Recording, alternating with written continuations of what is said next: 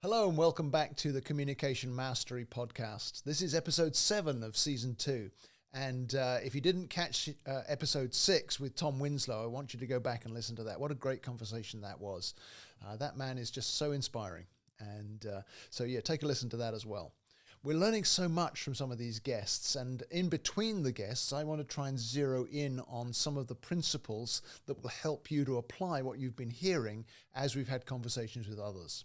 And today what I want to zero in on is how do you move from the basics of communication, which we talk about a lot on this podcast. How do I go from the basics to more communication mastery? Because that's our goal in this podcast. How do I keep growing my communication skills? How do I move from just the simple foundations and get to the level where I really know that I'm doing something good with my communication? With whoever it is. Obviously, our focus is primarily on teams and groups and the business world or the nonprofit world, but this applies just as much in your personal life, in your family, in whatever other setting you are, your church or your civic organization, any of those settings too.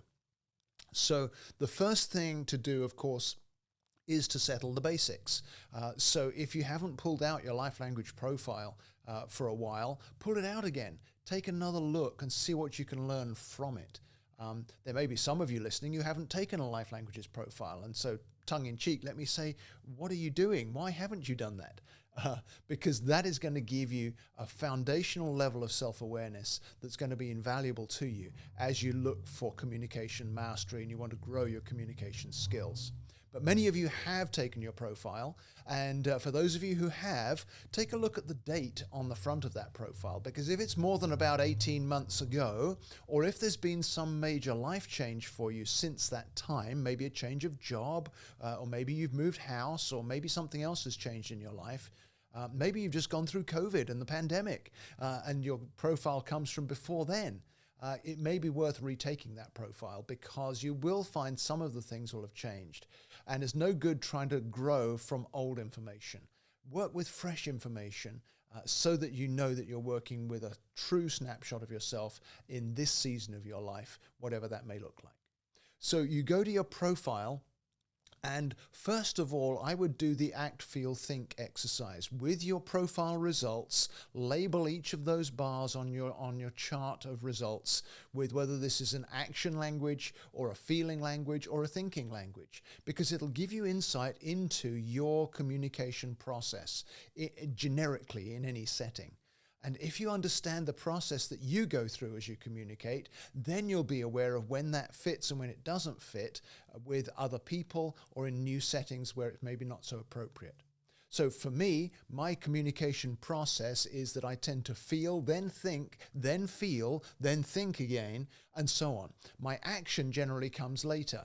Action comes 5th and 7th in my profile. And that'll be different for you, but understanding the process helps me to know that, I'm in a circumstance now where action is needed and I need to pull it up in my process from where it would normally be to where it needs to be for today or for this setting. So understand the act, feel, think process with your specific profile. That's going to be a starting point that'll lead you forward into more mastery. Second place I'd like you to look on your profile is your overall intensity, because we like to say that the overall intensity trumps every other measure.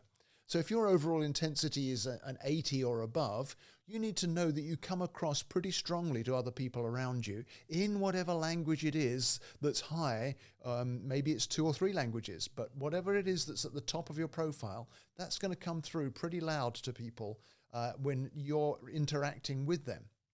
If your overall intensity is lower, you need to understand that even though you might have a fairly powerful action language or a powerful feeling language at the top of your profile, maybe even a very powerful thinking strategic language at the top of your profile, if your overall intensity is lower, then it's not going to come across as strongly.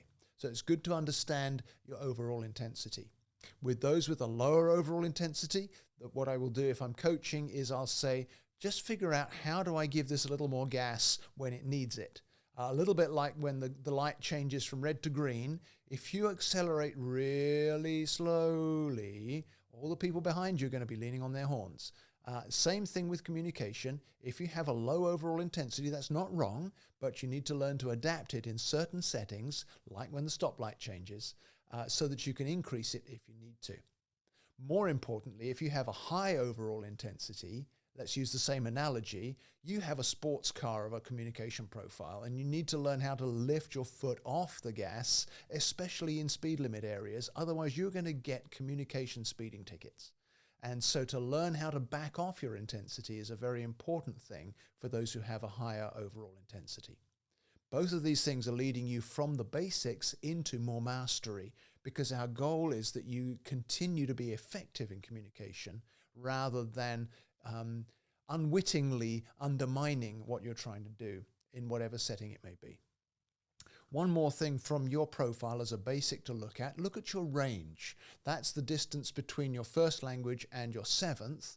And if it's fairly low, it means your languages are close together. And remember, we've talked about this in previous episodes, at least in season 1. If your languages are close together, you can switch between them quite easily. But you need to be careful to take people with you when you switch from one language to another. Otherwise, you can appear confusing or hard to read. Conversely, if you've got a high range and your languages are further apart, people are likely to see your primary language more than all the others.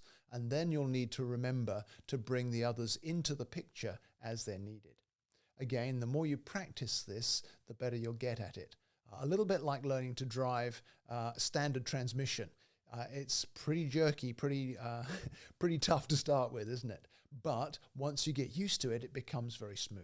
And as it gets smoother, your communication mastery is increasing. So there's some basics from your own profile. Then the second thing that leads you towards mastery is to learn about other people's preferences, because the people around you are most likely very different from you. Of course, the obvious example is in a married couple, where the old adage that opposites attract is often true with communication styles. And your highest language may be your significant other's lowest, and vice versa. If it is, you need to make sure that you take account of that in your interaction. Otherwise, your relationship's going to suffer. However, if you do take account of it, your relationship will be stronger than a couple whose relationship is maybe that their profiles are similar, their styles are similar, then they don't have the diversity of communication style that can be a great strength in a relationship. But turning the focus to the business or non-profit world now, if you don't understand the preferences of others on your team, you don't understand their stronger languages, or you don't take account of them, then you're always going to be operating in your preferred style, and then you're going to miss out on so many of the other languages that you can access as you need to in order to make a connection with other people. So learning others' preferences is your second step towards mastery from the basics. And you can grow your knowledge of the fundamentals of each language with a Life Languages workshop.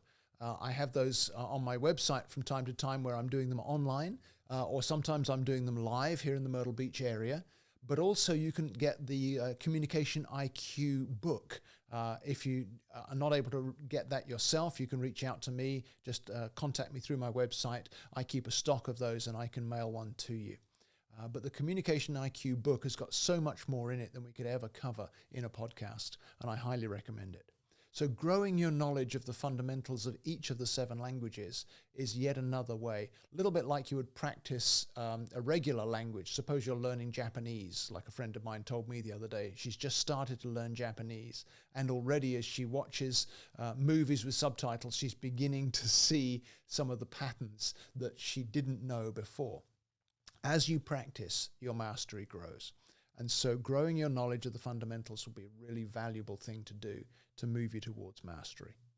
And then the next step is where the rubber really begins to hit the road, because you will come across challenges. You will find challenges in communication or in relationships or in teamwork. And as your challenges present themselves, you can apply the knowledge you've been gaining to the challenges that arise. Some of my favorite clients are the ones who come to me and say, I have this particular challenge with this particular person. I believe these are the languages in play. This is what I think I should do. Give me some wisdom on what I might be missing, or tell me if I'm getting it wrong. That's the greatest way to grow your mastery, is to begin to apply your knowledge of the communication styles to each interaction or to each challenge you face and see what you can learn. Will it work every time? Probably not. But will you learn from every time you do that? Of course you will. And your mastery will grow as you do that. And in particular, what I'd recommend you focus on if you're beginning to do this process of applying your knowledge to the challenges that come along, start with looking at the need from others for the primary languages of the people involved in whatever challenge it may be. Let's suppose, for example, a hypothetical example, but suppose you've got a customer who's not satisfied with work that you've done for them. So it's a customer service issue, but this particular customer, you see that they are action-oriented, and it's not to do with innovation and making things better. It's more to do with getting things finished. So the complaint from the customer is that some of the work wasn't done in a timely way, or the standard of the way it was finished wasn't to their liking, whether it was a document you wrote for them or whether it was some practical work you did. So from that, you know that you're looking at the doer language, and what the doer needs from others is to know that you are doing your share in the fixing of this issue. And so I would zero in on that and make it very clear to the customer, here's what I'm going to do, here's what I think needs to be done, here's what I'm going to get somebody else to do, and please tell me if that will satisfy your issue, or will that resolve the problem for you, or what may we have missed? Because remember, the doer language is very good at seeing what has been overlooked by others in practical terms.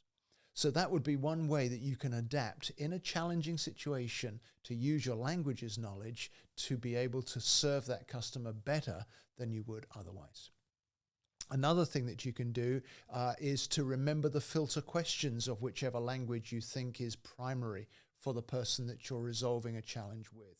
Maybe it's a workmate that you're having difficulty working together on a project, and you realize that this person maybe is a high shaper.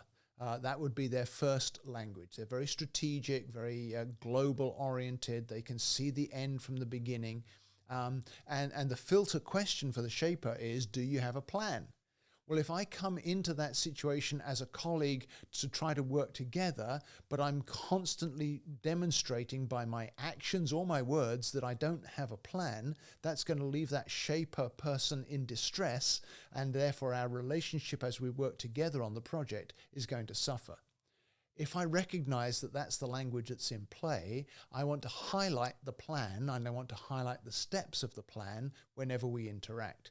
Now, that may be a challenge for me if it's not a high language. So if I face that challenge and do some preparation ahead of time, I can really make a difference. So apply your knowledge of the languages to the challenges that arise, and that will continue to grow your mastery in those areas. Then beyond that, there are advanced tools that we can bring into the equation to solve specific issues, particularly if there's interpersonal issues in a team or even just between two people. We can use tools like crosstalks, where we compare two profiles side by side and see where the challenge points are going to come. Or there's an exercise called expressing my languages, where the both of you, especially if you're having trouble relating face-to-face over some issue, the both of you do some work beforehand, and then you get together with a coach or with me to talk through, this is my profile and this is how it applies to our relationship or our interaction or our working project. And as you work through expressing my languages, then that can often highlight an area where we can make a difference, make a change. It may be only a small adjustment, but it makes all the difference in the way we work together. And again, your communication mastery grows as you do that. Two more things to say. First of all, don't dwell on mistakes. When you get something wrong, own it, apologize for it, ask forgiveness if you have to, if it's hurt somebody else, but then learn from it and move on. It's a great mistake to always dwell on the thing I got wrong last week or last month or even last year, because I'm carrying forward old baggage that slows down my ability to grow my communication mastery. And then the second thing is to keep applying the insights you gain.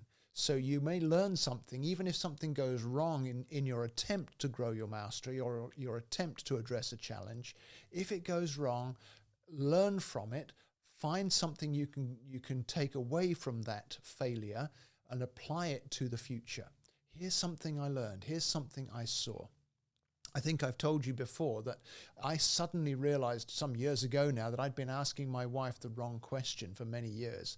When I asked her, what do you think? She couldn't tell me, and it would always strain our relationship, especially if it was a big issue that we were trying to resolve or we were trying to address.